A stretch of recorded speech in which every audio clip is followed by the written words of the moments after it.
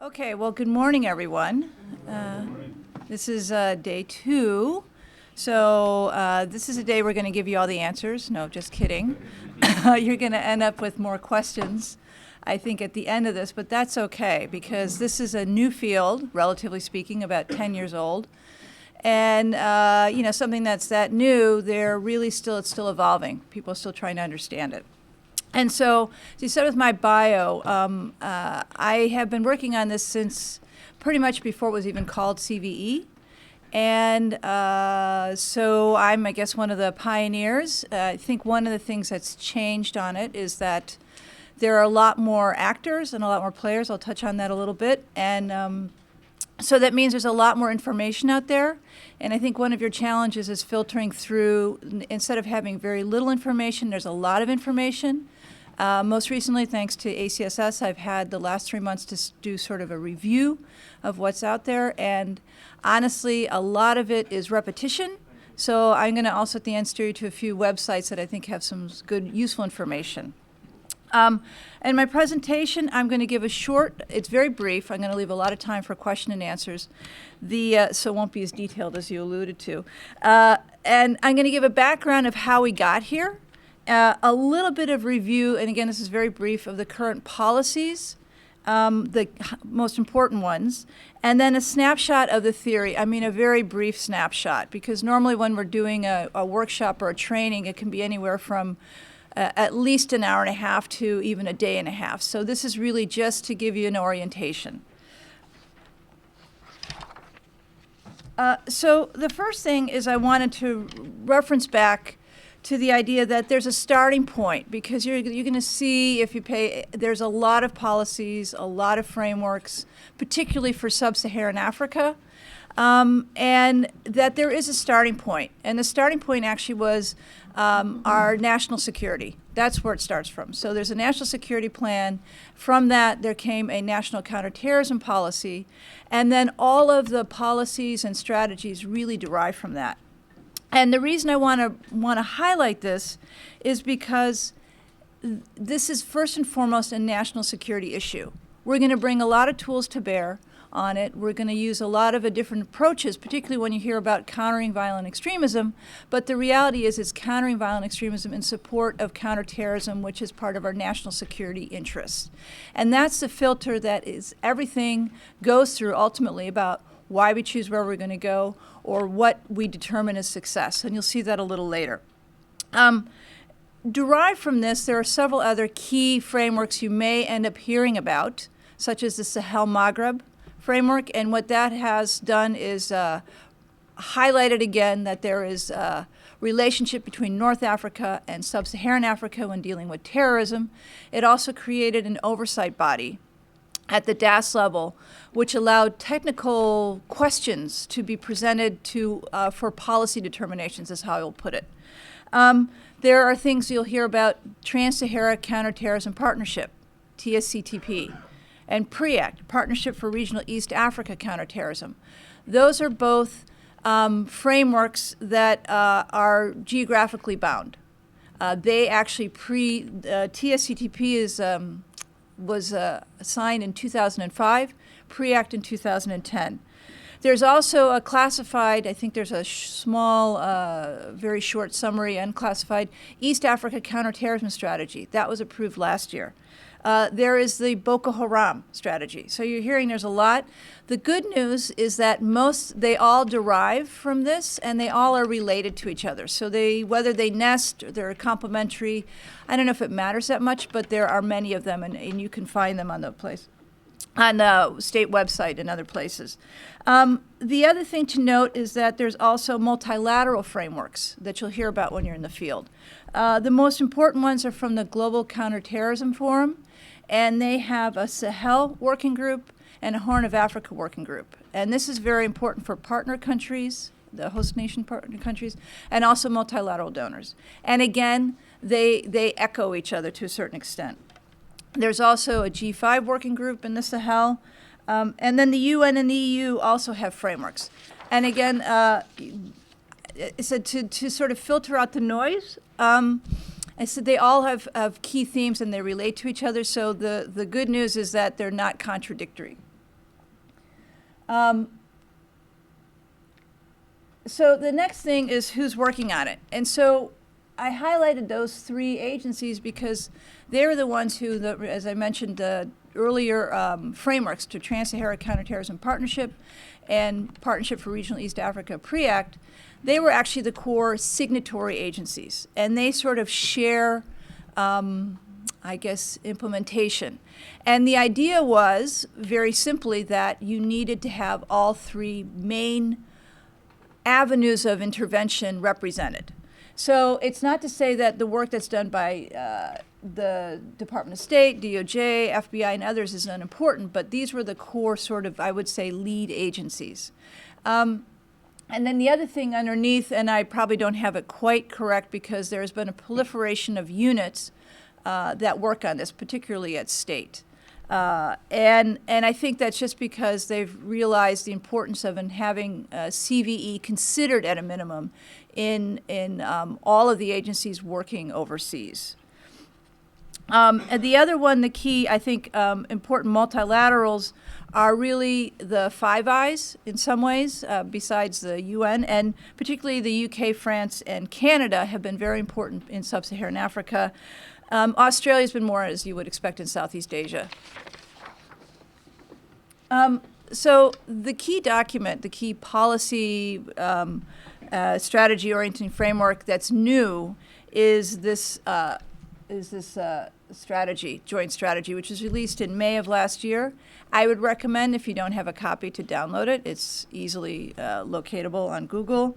And again, as I was saying, to repeat the theme, it's not necessarily that there's anything that much that's new or unusual.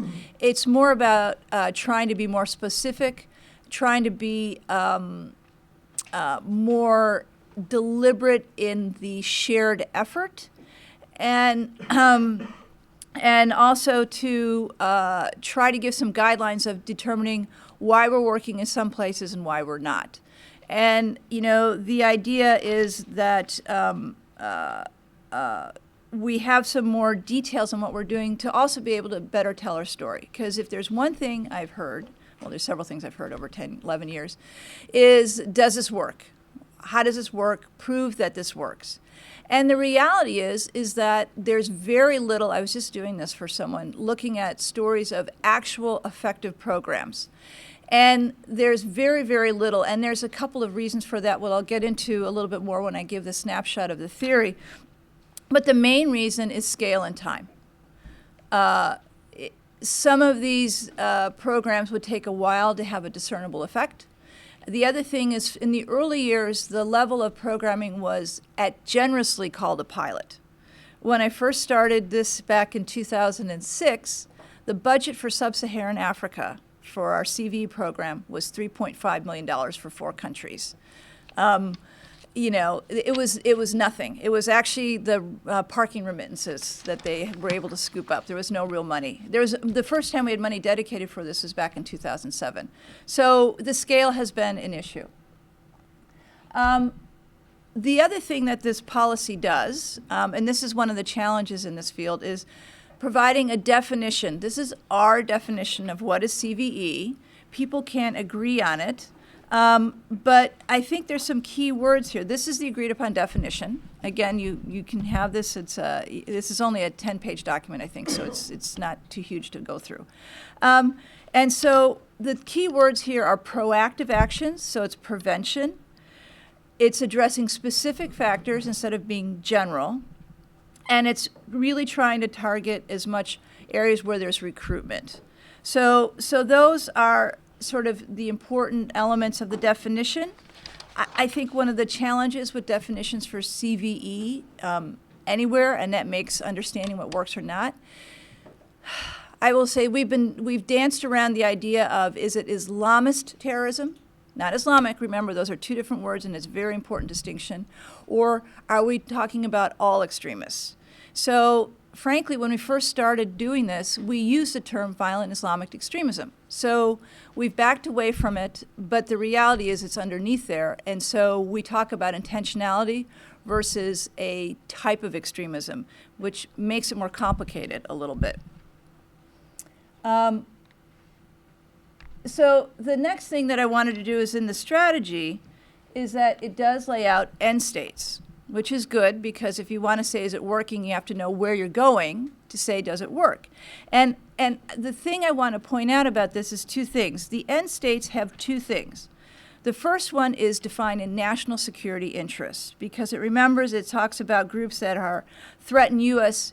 interests, citizens, our allies, and our interests. So again, it doesn't, this policy is related to threats that are to us or to our partners. It's not all threats everywhere. The other thing is that the other key component of this is transfer capabilities. We are not saying we're going to solve the problem. We're saying we're going to create the conditions and build the partnerships and transfer the capabilities to solve the problem themselves. So those are really key elements of what we're trying to say where we're going. The other thing, it does list the criteria for engagement as well, as I said, and they basically are sort of common sense and have been used in a lot of different ways. Is there a threat? As I said, the national security interest. Is there an opportunity to engage? Is there political will in the country? And this is a challenging one. And then is there actual prospect for results? So we try to go places that are doable and that the partner nation or the communities are actually interested and willing in dealing with this threat. So that's all I'm going to say about the policy. Again, it's just a snapshot to give you the idea that this has been developed over a certain amount of time. It's anchored in national security interest. There are a lot of different frameworks and strategies and policies, but they all have a fairly common thread for the key elements. So the second thing is about how we actually sort of organize guiding programming. And I'm showing these 3 USAID documents, which 2 of them came out in early 2010, late 2009, I think. And they are still, not because I worked for USAID for so many years, and will hopefully be going back, it's that it's still sort of the foundational document. And I'm not to say to sort of, shine a light on aid, although I would like to. We do actually some good analytical work or technical work. But it was the first time someone actually sort of aggregated the information, packaged it, and then disseminated it in a way that made it useful. So this is still sort of referenced in many, many papers that are even coming out, this year about CVE, the theory of how we're applying an understanding of the problem and developing a response. And so the main thing about it is that's what it's supposed to do. And we have a policy that reflects it, that incorporated the key ideas, which is basically that you want to understand the problem. You want to try to see what parts of the problem you can address realistically with development assistance, and then design programs to try to and measure that. So that is the main sort of shorthand. I dug up this old slide, and all these slides are from like a combination of different presentations because, again, I said there's things that I've heard over the last 10, 11 years. This is one of them. So this was the issue that it was poverty that came out. One of the first meetings, which is actually ACSS in Algeria with a bunch of generals in 2006. And they're talking about we need to deal with poverty. It's because of poverty. And we intuitively, when we're designing it, said, well, that can't be right because, frankly, I've worked in sub-Saharan Africa for, more than 30 years. And there's a lot of poor people in sub-Saharan Africa. And there were very few terrorists when we first started this. So logically, there must not just be about poverty. But it keeps coming up because it's complicated. There's no clear-cut answer. Poverty sometimes is an incentive, but other times it completely is not. And that was, in Kenya, to give the example, that was a shock when the leaders of the Garissa attack was someone who, by Kenyan standards, had it all. He was from a wealthy family, he had an education, he was a lawyer, I believe. And they couldn't understand why this person had decided to lead the attack in Garissa at the university. So the idea is that it depends, but poverty certainly is a factor in and of itself. If that a country can't manage its borders or run its military, there's probably a likelihood that, so poor country has more issues, and sometimes it's poor people. But that's something that I brought it up because it's a good reference because it never goes away, because the question's never really definitively answered. So the other thing is, this again is an old one, and it's still germane, but there's been some changes. And so we're trying to understand who is joining, because you want to try to prevent that. We want to understand how, and we want to understand why. So if logically, so you can try to deal with this. And, the problem initially was most of the data came from not outside of sub-Saharan Africa. The sad thing is that there now is data from sub-Saharan Africa because there are people who are joining, and that's a problem. But we have some more data, particularly it's mostly from Kenya and a little bit and from Nigeria, the two areas where they've been able to interview people who joined and left or who were unsuccessful or that sort of issue. The other thing that's changed is there's a little more data, although very little, on women and girls and why are they supporting or joining now, which is something that's changed over time. Still, the vast majority of the data comes from outside Africa. It's still pretty sparse. And overall, it's it's a mix because you talk to people who joined, and that's very good, solid data. But you're trying to get people who are thinking about joining, and it's a lot, maybe not as relevant. The how, it's very simple. It's who you know, and who they know to a certain extent. It's generally there's some sort of social bonds and networks. And then the individual motivations, and this, when I talk about sort of the actual framework, show that the individual motivations are becoming more and more important as a potential response. So now I'm showing very quickly 3 slides to show how we've grappled with trying to figure this out. So this is from 2006, 2007, which basically says it's a funnel. You start with a lot of people and you come down with a few. Okay, then I said, no, that's not right. So then we tried this, where there's, sort of the push and pull factors, which I'll talk about, and some triggering events, and that's what happens. That's about 2008, 2009. Then this is from RAND in social science work, and it's a decision tree, the factor tree, which many of you have used. And this is the one that people like to use. The challenge is that it shows it's very complicated. There's no pathway, there's points of intervention, and, development assistance is usually at the bottom of that factor tree. So to know if you're actually having an effect is very challenging. So what was done is trying to organize these ideas, the idea that there's something that makes people a little more susceptible than just being poor, to understand where there's a risk and whether there's something we can do about it. And so the term that's used, and again it's used pretty much everywhere, is push and pull factors. And so this is just one slide. As I said, we do a whole day and a half training sometimes on this, so you're getting the most abbreviated version possible. But it's just a concept that push factors are sort of the broader, less time-bound issues of, I thought I should get a better job or I didn't, or my group is disadvantaged, or the government is really corrupt, or the legal system is really against me, or there's real injustice. So those are all sort of general everyone has a certain amount of those. The pull factor, I used to say, there are people, places, events, and now rewards. They're sort of tangible, they're more immediate, you can see it. Right? You can see a place where they're recruiting people. You can, there is an event where someone's, family was rounded up and they were in prison, and that really makes you ticked off, and now you're ready to join. There has been someone actively recruiting, saying, I will give you money, you will go to heaven. So there's a tangible sort of component to the pull factors, and they're a bit more immediate. And so the latest, which is the last couple of years, is they've organized the push and pull factors into levels. So we're back to a pyramid, although it's a different direction now.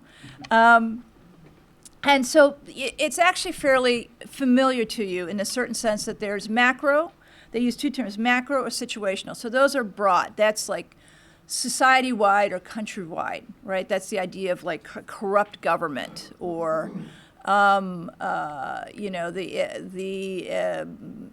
let's say unfair application of justice, or things like that. Very macro, sort of general persecution, if you use that term, of a certain ethnic group. And then the micro, or the social and cultural, are sort of at the community level, more or less. And so that's when we're talking about social networks, where you're talking about maybe issues around cultural identity that are at that level. And then at the micro level is the individual. And so that's someone who may have been traumatized, who's been raised in a culture of violence, who's looking for retribution. It's very much the individual. And so why that matters is because one of the challenges is trying to understand what you're trying to do. And if you're saying what you're doing is dealing with CVE and you don't say what you're targeting, whether it's at the nationwide level or macro level or the meso or community level or the micro, it's going to be hard to measure and know what you're actually doing. And we sort of have it here, right? I mean, if someone's old enough, remember the old thing about this is your brain on drugs and that, advertisement, and they would show the frying egg. Or right now we have see it, say it. So that's sort of just a generic national level of trying to make awareness and be involved in CVE, right? And the response. And then at the meso level might be youth centers, setting up alternative youth networks, supporting positive messaging sort of to the youth at that level. And then at the individual level, that would be people who've really been sort of identified as having characteristics of being vulnerable. And those interventions ideally would not be with the security sector, but would be with, schools or at the home. Again, so that's kind of the way, why there's the banding and you can describe the responses. So the last thing that's important to look at when you're trying to understand CVE and the threat is what is the nature of the group? Because you could have a place like, I will pick on Benin, but realistically in Benin, even though there's some issues, you can have a lot of these factors where there's youth are disgruntled, where there are issues with governance, where there are even some ethnic divisions, but there's no terrorist groups really actively recruiting, so it's not really an issue. And there's certainly no groups there that are trying to do anything that's a threat to our interest. So you have to analyze, is there a group there and what are their motivations? And so for a long time, we had the idea that there's two distinct types of group. Basically, the Al-Qaeda sort of group, which is transnational, violence just for the sake of violence. Their goals are the caliphate. There's not really much you can negotiate with. And so you can't negotiate like, well, what are your issues? Let's try to solve them. Versus the ones that were considered more, I would say, the idea of more or less an insurgency that's using terrorist tactics or whatever, which would be kind of like the Al-Shabaab. And so basically there's territorial, Boko Haram to a certain extent, territorially bound. Violence is tactical in some ways, and you can maybe negotiate. The challenge is that there's now a fluidity back and forth. So there's linkages between Boko Haram and ISIS or ISIL. There are spin-off groups that kind of operate as just a general sort of transnational terrorist group in the Sahel. So the groups spin off, they morph, they go back. So this line of distinction is less useful now. I think for us it's more, is there something, are they there, are they recruiting, who are they recruiting, and maybe what their objectives are, but only as a way to predict what their tactics would be. So that was all the stuff I'm going to give you, except for one other one. So the idea, just to recap, is that, from the how we analyze it is that there's not one pathway, but we look at it, we're trying to sort of organize in a way that we can respond to it. That there's a variety of factors, but we look at push and pull. And the pull ones to me are the more important as far as what you're going to target your response to, because they're something that are a little more focused or tangible so you can try to address it. And the terrorist organizations have different characteristics.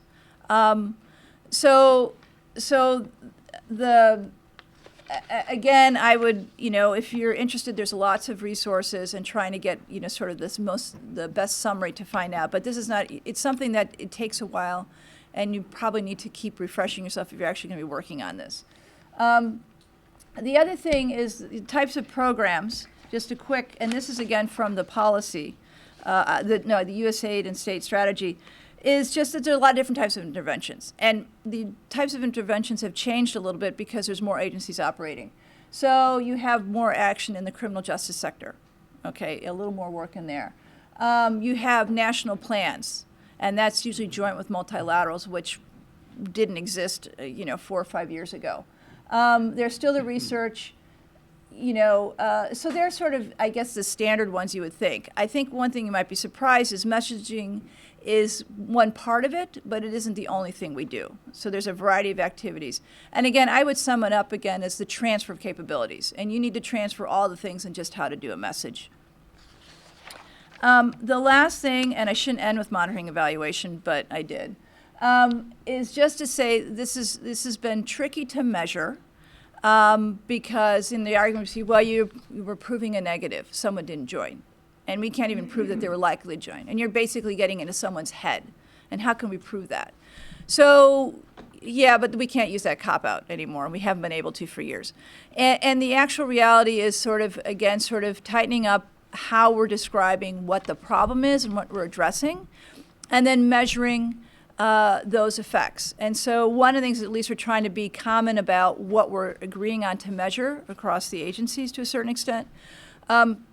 And I think the other thing is we're also looking at adding in the transfer of capabilities, because as I said, part of the end state was just the capability to do this type of programming in the countries we're working in versus us doing it or the effect of the programs. And so that's, and the reason that's important is because, going back to the very beginning, why it's been hard to measure is because everyone agrees this is a long-term issue.